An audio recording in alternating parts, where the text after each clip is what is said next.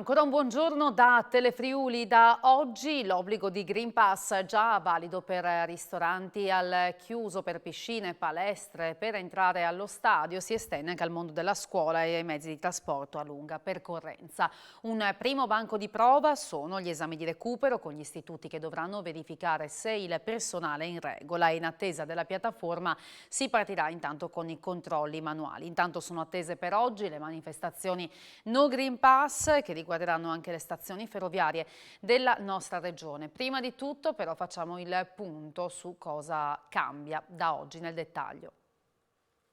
Treni a lunga percorrenza e alta velocità, aerei, navi, ma anche per insegnare a scuola e per seguire le lezioni in università. Da oggi entrano in vigore le regole sul Green Pass previste dal decreto del 6 agosto per quanto riguarda trasporti, scuola e università. Regole che si sommano a quelle già previste finora. Fino ad oggi, infatti, la certificazione verde era obbligatoria per tutti i locali al chiuso, nelle piscine, nelle palestre e per entrare negli stadi. Le regole in vigore da oggi, che termineranno il 31 dicembre, obbligano ad avere con sé il Green Pass chiunque voglia prendere un treno delle linee ad alta velocità, che sia Trenitalia o Italo, un Intercity o un Intercity notte. Della verifica del documento si occuperà il controllore stesso nel corso del controllo biglietti. Nel caso in cui un passeggero venga trovato senza Green Pass, verrà confinato in un'area apposita del vagone per poi essere costretto a scendere alla prima stazione. Green Pass obbligatorio anche sulle navi e sugli aerei, compresi quelli che compiono tratte nazionali. Gli unici che potranno accedere ai mezzi senza Green Pass sono i minori di 12 anni o chi non può vaccinarsi per comprovati motivi di salute. Per quanto riguarda il mondo della scuola, il Green Pass è obbligatorio per tutto il personale scolastico, dagli asili alle scuole superiori. Chi non fosse in possesso del Green Pass sarà considerato in assenza ingiustificata e dopo 5 giorni di assenza ingiustificata il rapporto di lavoro verrà sospeso e il lavoratore non prenderà più lo stipendio. Per le scuole non è richiesto il Green Pass agli studenti, mentre è obbligatorio per chiunque acceda alle università. In questo caso la certificazione verde è obbligatoria non solo per frequentare le lezioni, ma anche per sostenere gli esami. Scuola dunque al test del Green Pass, vediamo come sta andando a partire dallo Stellini di Udine. Ci siamo spostati allo Stellini con il preside Gervasuti proprio per capire qui com'è andata con il Green Pass. Ma insomma è stato un po' macchinoso all'inizio, però alla fine devo dire la verità che sono soddisfatto del risultato ottenuto, insomma, quindi c'è stata la massima collaborazione da parte del personale, quindi tutto è filato liscio. A livello regionale com'è andata? Ma nelle chat che frequentiamo noi dirigenti scolastici, quelle riservate, emerge che ci sono delle situazioni di criticità dovute alla mancanza di Green Pass. Non ho notizie di manifestazioni eclatanti, di proteste estreme, quindi diciamo le criticità riguardano proprio la mancanza del possesso della certificazione verde. Non sempre le giustificazioni addotte sono quelle che ci consentono comunque di avere un certo tipo di atteggiamento. È importante che le scuole vengano dotate anche di personale aggiuntivo, non solo per controllare la posizione vaccinale del personale, ma anche per garantire un'offerta formativa adeguata, insomma, pari a quelle che sono le aspettative degli studenti e delle loro famiglie. Quindi ci auguriamo che nei prossimi giorni gli organici vengano implementati proprio per assicurarci una via di anno scolastico con maggiore tranquillità. Ecco, organici implementati proprio perché sapete che ci sono docenti che non hanno Green Pass e quindi magari partite con un numero minore? Sì, si tratta comunque di situazioni, come dire, residuali, però ci sono anche altre situazioni piuttosto critiche che riguardano la capienza delle aule, quindi ci sono delle classi particolarmente numerose che in presenza di un organico Covid potrebbero eventualmente essere sdoppiate. Come abbiamo detto, questa sarà la prima giornata con Green Pass obbligatorio anche per quanto riguarda il mondo dei trasporti ed è per questo che i movimenti anti-certificazione verde hanno deciso di manifestare questo pomeriggio nelle stazioni ferroviarie e minacciano anche di bloccare i convogli in transito. In regione l'allerta è massima nelle stazioni di Udine, Pordenone, Latisana, Monfalcone e Trieste. Allora andiamo proprio alla stazione di Udine da Paola Treppo. Siamo all'esterno della stazione ferroviaria di Udine, uno dei target sensibili per la manifestazione No Pass prevista oggi pomeriggio non solamente a Udine ma anche a Trieste, Monfalcone, Latisana e Pordenone oggi entra in vigore l'obbligo di esibire il Green Pass per viaggiare sui treni a lunga percorrenza. Vedete, le misure di sicurezza hanno previsto intanto il transennamento della stazione ferroviaria. Per poter accedere, su disposizione dell'autorità di governo, è stato disposto, in accordo con le forze dell'ordine, la questura, i carabinieri e la polizia locale, un solo varco di accesso cui si potrà entrare previa esibizione del titolo di viaggio. Solamente chi avrà il biglietto potrà entrare nella stazione ferroviaria.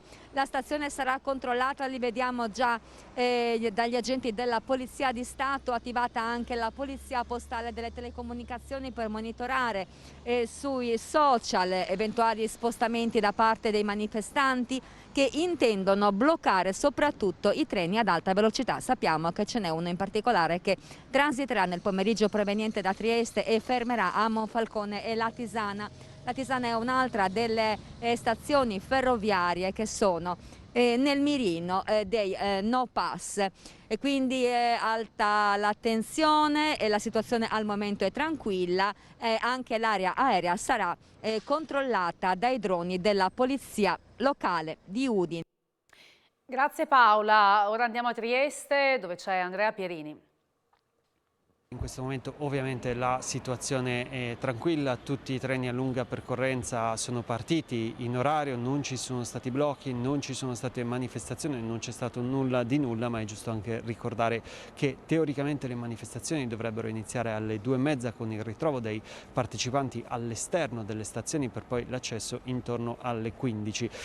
Sembra in questo momento però la situazione ovviamente continua a evolversi e poi le manifestazioni vivono di vita propria, quindi tutto potrebbe cambiare, che non ci sia la volontà di interrompere il transito dei treni, anche perché si profilerebbe un reato penale di interruzione di pubblico servizio.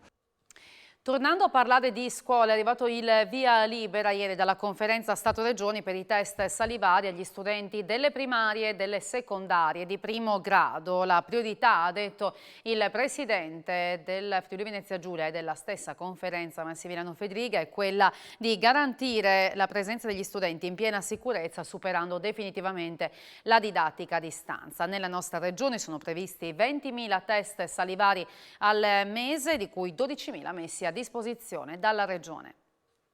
Vicepresidente, via libera per i tamponi salivari nelle scuole. La Regione Friuli Venezia Giulia va già in animo di partire con questa iniziativa. Ieri c'è stato anche l'accordo a livello nazionale, insomma si procede e si va avanti. Sì, diciamo che le regioni hanno sostenuto questa possibilità di estensione del tampone salivare al pari di quello che era il tampone tradizionale che tutti abbiamo conosciuto. È una tecnica sicuramente più agevole, meno invasiva e che ci consentirà anche dal punto di vista organizzativo, perché c'è la possibilità di farselo da soli, quindi sicuramente peserà molto meno rispetto alla organizzazione del sistema sanitario, ci consentirà, come avevamo programmato, avevamo custodito gelosamente i tamponi salivari che avevamo per lavorare alla sorveglianza sanitaria delle scuole. C'è un colpo di scena a Pordenone per quanto riguarda le prossime elezioni comunali di inizio ottobre, perché la candidatura di Anna Ciriani, sostenuta dalla propria lista civica, è stata esclusa dalla commissione elettorale. La Ciriani ha annunciato che farà ricorso, ma vediamo allora cosa è successo con Daniele Micheluzzi. Primo colpo di scena in vista delle elezioni amministrative del 3 e 4 ottobre. La candidatura di Anna Ciriani, in corsa per la poltrona di sindaco a Pordenone, è stata bocciata dalla commissione elettorale. Alla base dell'estromissione ci sarebbero la non conformità sul formato di alcuni moduli da presentare e la mancanza di un timbro. Anna Ciriani, sostenuta dalla lista civica Amiamo Pordenone, era stata la prima lunedì a presentare tutta la documentazione e mai avrebbe immaginato che ci fosse qualcosa che non andasse. Poi la doccia fredda della commissione, comunicata al delegato di lista, ma la professoressa aspirante sindaca non si ferma e annuncia il ricorso al TAR. Ha tempo 3 giorni per depositarlo e i suoi legali sono già al lavoro. Potrebbe dunque tornare in corsa. Via libera invece per gli altri 3 candidati, il sindaco uscente Alessandro Ciriani, sostenuto dal centrodestra, Gianni Zanolin per il centrosinistra e 5 Stelle e Vitto Claut con la lista Coalizione Etica. Questi ultimi 2 hanno già mandato un messaggio di solidarietà alla candidata esclusa, che spera di tornare presto a essere della partita. Nuovo rintraccio di migranti questa mattina all'autoporto di Fernetti e a San Dorligo della Valle. Una 60 per la precisione cittadini stranieri di varie nazionalità non afghani sono stati individuati dalla Polizia di Stato e sono stati accolti nella struttura di Fernetti dalla Polizia di Frontiera per lo screening sanitario per le pratiche di identificazione. Ieri sera si è chiuso il calciomercato con un colpo all'ultimo minuto dell'Udinese.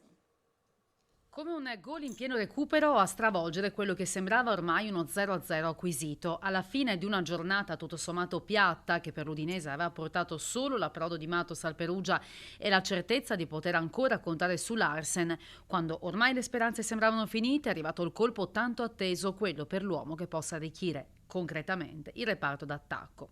Il club bianconero ha chiuso in extremis la trattativa con i portoghesi della Portimonense per l'attaccante Beto Betuncal. Il giocatore classe 98 arriva in prestito con obbligo di riscatto. Forza fisica e istinto del gol, così lo presenta l'Udinese nel suo comunicato ufficiale.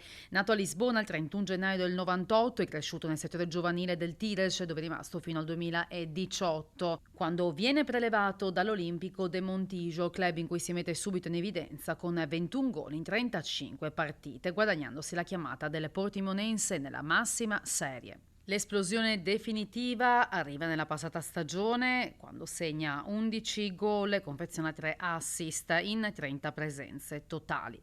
Anche l'inizio di questa stagione è stato d'impatto, ricorda il sito ufficiale dell'Udinese, con 2 gol segnati in 3 partite di campionato.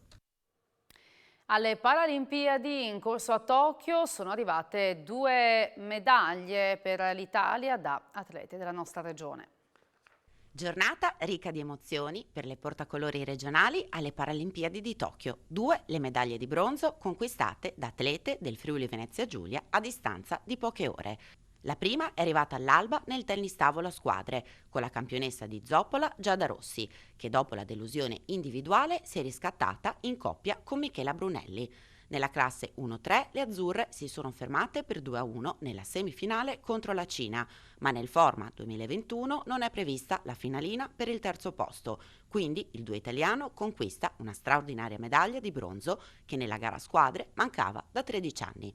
Dopo il successo nel doppio, le azzurre sono state superate dalle cinesi nei singoli.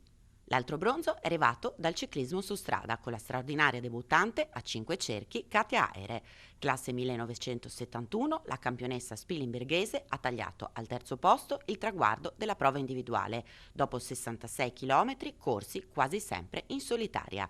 Un esordio a 50 anni tanto desiderato quanto insperato per Aere, che ha voluto ringraziare tutto lo staff azzurro e i tifosi, che l'hanno spinta pedalata dopo pedalata anche da lontano. L'età è solo un numero, ha detto al termine della prova, e non è mai troppo tardi per nulla. Bisogna sempre credere nelle proprie possibilità e coltivarle al meglio.